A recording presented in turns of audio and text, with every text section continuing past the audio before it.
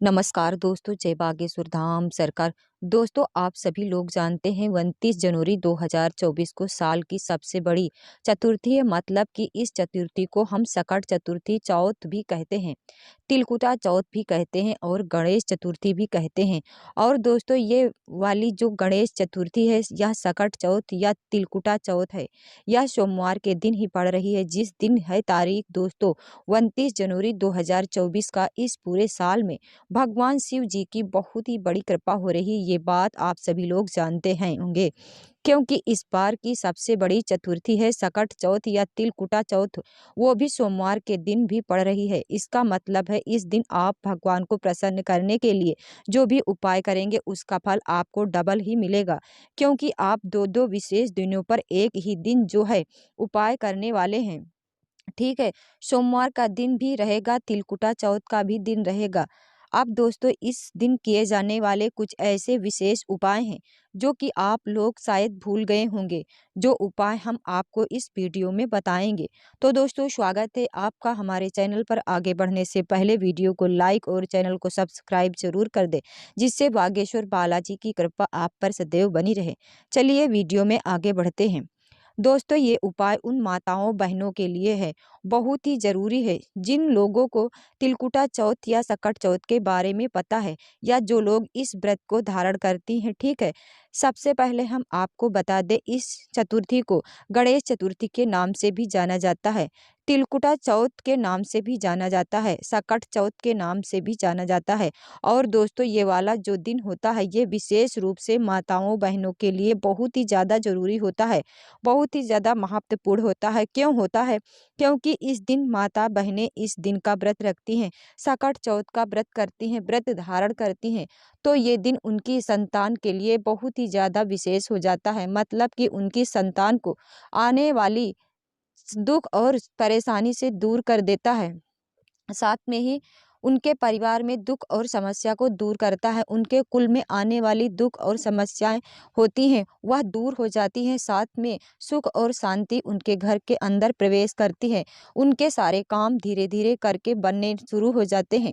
ठीक है, उसके बाद में दोस्तों, अब हम बात करते हैं इस साल की पहली और सबसे बड़ी चतुर्थी के दिन किए जाने वाले सबसे बड़े उपाय के बारे में, क्योंकि यह एकमात्र उपाय है जिस उपाय को जो भी माताएं बहनें कर लेंगी तो उनकी जो भी मनोकामना होगी वह पूर्ण जरूर होगी दोस्तों, बहुत ही कम समय के अंदर। इसलिए इस उपाय को सुन लेना, उसके बाद जरूर करना। ठीक है, तो दोस्तों, ये वाला जो उपाय है, ये 9 शमी पत्र का उपाय है और एक घी के दीपक का उपाय है। ये उपाय इतना ज़्यादा मतलब कारगर है, क्योंकि इस उपाय को अगर आप साल की सबसे बड़ी चतुर्थी के दिन करते हैं तो निश्चित ही गणेश जी की कृपा के साथ में भगवान शिव जी की कृपा भी आपके ऊपर जरूर होगी। ठीक है, क्योंकि ये दिन भगवान शिव जी का भी है और भगवान गणेश जी का भी है, क्योंकि ये चौथ का दिन है। ठीक है, तो करना क्या है दोस्तों, इस दिन आप लोगों को 9 शमी पत्र लेकर आना है। ये 9 शमी पत्र आप लोग कहाँ से लेकर आएंगे? तो देखो, आप लोगों को कहीं बिकते हुए तो नहीं दिखेंगे, ये आपको किसी पेड़ में ही मिलेंगे। तो 9 शमी पत्र आप लोग लेकर आ जाना, तैयार करके पहले से रख लेना। ठीक है, इस उपाय को आप सुबह भी कर सकते हो, शाम को कर सकते हो। अगर सबसे सही समय देखा जाए तो शाम को करोगे तो वह ज़्यादा बेहतर होगा। ठीक है, तो 9 शमी पत्र लेकर आना है, साथ में दोस्तों एक घी का दीपक भी बनाना है। या घी का दीपक आप मिट्टी का ले सकते हैं। आप मिट्टी का दीपक लेंगे तो आप नया दीपक लेना, बाकी मिट्टी का नहीं ले रहे हैं तो आटे का दीपक बनाना, एक छोटा सा मतलब मीडियम साइज का, उसके अंदर गोल बाती रखना, क्योंकि शिव जी भगवान गणेश जी के लिए हम बाती लगाएंगे। तो एक गोल बाती रखना, शुद्ध देसी गाय का घी उसमें डालना, उसमें तेल नहीं डालेंगे, उसमें घी डालेंगे। ठीक है, सिर्फ एक ही दीपक हम जलाने वाले हैं। तो एक दीपक और 9 शमी पत्र लेकर आप भगवान शिव जी के मंदिर पहुंचे। सर्वोत्तम समय है जो उपाय करने का, वो शाम का समय है, क्योंकि घी के दीपक शाम के समय में ही जलाया जाता है, रात्रि के समय जलाया जाता है। बाकी आपका मन सुबह करने का है तो आप सुबह भी कर सकते हो। ठीक है, तो करना क्या है, शिव जी के मंदिर पहुंचना है, सारी चीज़ें लेकर पहुँचना है, आपने साथ अपनी माचिस लेकर जाना, दीपक को जलाकर नहीं लेकर जाना, वहीं पर जाकर जलाना है। ठीक है? तो भगवान शिव जी के मंदिर में जैसे ही पहुँचते हैं, शिव जी के मंदिर में पहुँचकर आपको सीधा भगवान शिव जी की शिवलिंग के पास आपको जाना है। सबसे पहले उसके दर्शन करना है, दर्शन करने के बाद दोस्तों आपको आपने 9 शमी पत्र निकाल लेना है, ठीक है? 9 शमी पत्र निकालने से पहले आप लोगों को हम एक बात बता दें कि भगवान शिव जी की शिवलिंग के ऊपर भगवान गणेश जी का स्थान शायद आप लोग को पता होगा। अगर नहीं पता है तो आप लोग को बता देते हैं, क्योंकि पहला काम आप लोगों का यहीं पर है ना। तो गणेश जी का जो स्थान होता है वह शिवलिंग के ऊपर होता है। वह होता है जो जटाधारी होता है, उसका जो राइट हैंड साइड होता है, मतलब जो शिवलिंग जिस तरह है, शिवलिंग जिस तरह से आपको दिखती है, आप खड़े होकर देखना उस समय आपका जो राइट हैंड साइड हो, वही भगवान शिव जी का राइट हैंड साइड है। क्योंकि अगर उनके सामने से खड़े होकर देखोगे तो राइट हैंड साइड तो उसका वह उल्टा हाथ होगा। तो इसलिए भगवान शिव जी का राइट हैंड साइड देखना, उस राइट हैंड साइड की जटाधारी होगी वह होता है गणेश जी का स्थान, ठीक है। उस गणेश जी वाले स्थान पर आपको क्या करना है, आपको 9 शमी पत्र में से 5 शमी पत्र निकालना है। कितने निकालना है? 5 शमी पत्र निकालना है।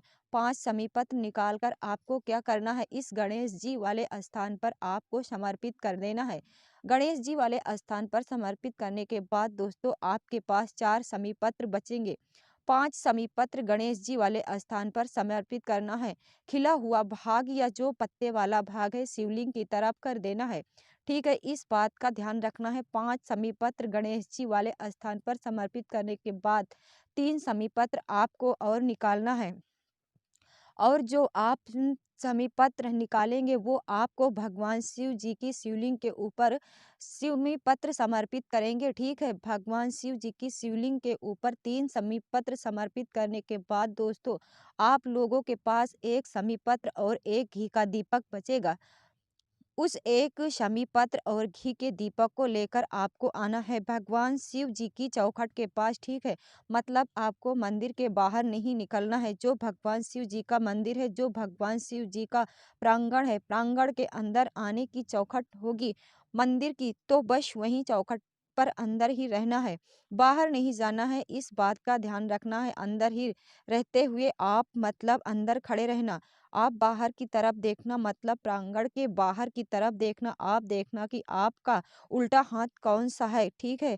उस उल्टे हाथ की चौखट पर सबसे पहले आपको क्या करना है, वहां बैठना है, अंदर की साइड बैठना, बाहर जाके मत बैठना, ठीक है। अंदर की साइड ही बैठना। जो आपका उल्टा हाथ पड़े अंदर से बाहर देखने पर, साथ में ही दोस्तों आपके पास आखिरी बचा हुआ समी पत्र है, उस समी पत्र को आप भगवान शिव जी के चौखट पर जब अर्पित करेंगे, वहां पर रखेंगे। नीचे तो भगवान गणेश जी का मोर ध्वज या मयूर ध्वज दोनों में से कोई एक नाम देख लेना। मयूर ध्वज गणेश जी का नाम लेते हुए समर्पित कर रख देना। साथ में ही जो दीपक है उस दीपक को आप लोग जलाना। जलाने के बाद उसी समी पत्र के साइड में आंखें बंद करके भगवान गणेश जी का नाम लेते हुए, भगवान शिव जी का नाम लेते हुए अपनी जो भी मनोकामना है, आपने कुल की, आपने परिवार की, आपने बच्चों के लिए, वह अपनी मनोकामना उस दीपक को रखते समय बोल देना। जैसे ही आप दीपक रख जाए, वह जैसे ही भगवान के पास जाना, विनती करना और उसको धूप दीप दिखाकर वापस आ जाना, ठीक है। बस यहाँ पर ये वाला उपाय पूर्ण हो जाता है। अब बहुत सारे लोगों के मन में प्रश्न आएगा, क्या हम जो शमी पत्र हमें चढ़ाने हैं भगवान गणेश जी को, या हम गणेश जी के मंदिर जाके नहीं चढ़ा सकते? पंडित जी ने जो उपाय में बताया हुआ है वह शिवलिंग के ऊपर जो गणेश जी का स्थान है वहीं पर चढ़ाने के लिए बताया हुआ है। इसके अलावा और कहीं नहीं बताया गया है, ठीक है।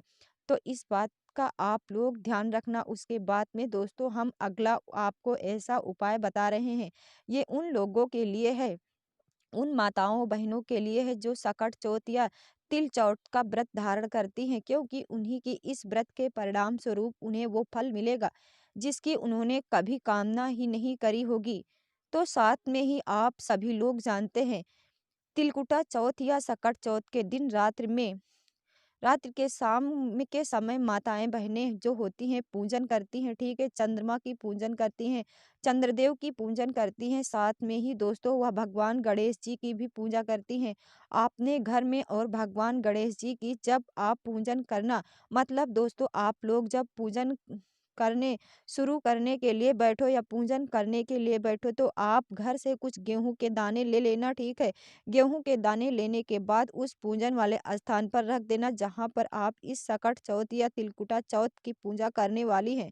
क्योंकि माताएँ बहनें इस व्रत का पूजन करती हैं, इस दिन का पूजन करती हैं, तो भाई उन्हें आपने हाथों से कुछ गेहूँ के दाने लेने याद रखना है, ठीक है? पंडित जी ने गेहूँ के दाने को ही बोला है, ठीक है? आप कुछ गेहूँ के दाने लेना और आपने पूजन वाले स्थान पर रख देना।